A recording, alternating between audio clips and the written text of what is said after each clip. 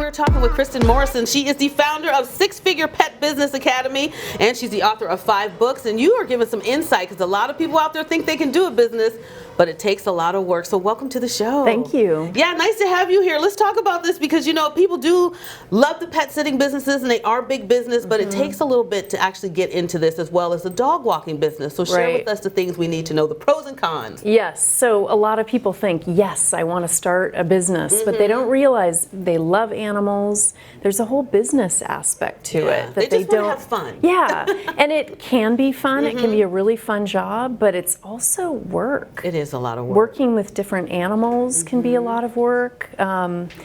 Cats can be scratchy. Yeah. Well, animals are kind of like kids. They're very temperamental. And they have their personalities and their moods, and then there's the humans that you have to deal with. Yeah, that too. So it's a counterbalance of the two, finding that fine line. So when did the business take off for you? When did you say, oh, this is now moving in the right direction? Yeah, it was hard in the beginning. It was. So I started my business in 1995, and I had 2 clients for 1 year. That's big, right? You had clients. Yeah, at least I had clients, but that was it. And then the local paper, again, this is in 1995. And then in the 90s, we missed them, right? Newspaper, yeah. So 1996, my local paper, which was a pretty big paper, did an article on me. And I appeared on the front page of the business section on a Sunday. And my business just blew up. I had 40 calls in 24 hours.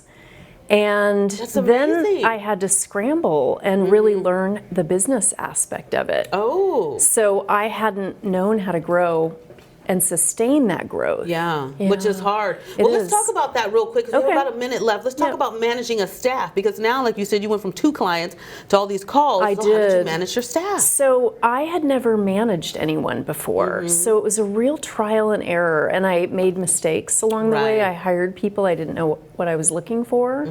But through the process, I began to really get adept at hiring. And I read books. I had never taken a business course, so I didn't really know how to do it. So you were really on your own, but you were doing it. Yes, and I ended up hiring over 250 people in the course of running my business. When you look back at it, it's amazing. It's incredible. And then when I sold my business about 6 years ago, I had 35 staff members. Incredible. Yeah. So real quick, if people want to do this, what would you recommend? So I would recommend my 30-day pet sitting and dog walking business challenge. It's an online course that I'm doing that starts January 2nd. And they can find out about it on sixfigurepetbusinessacademy.com. Well, we do appreciate you giving us some insight because there's all types of people going into 2020 thinking, I could start a business.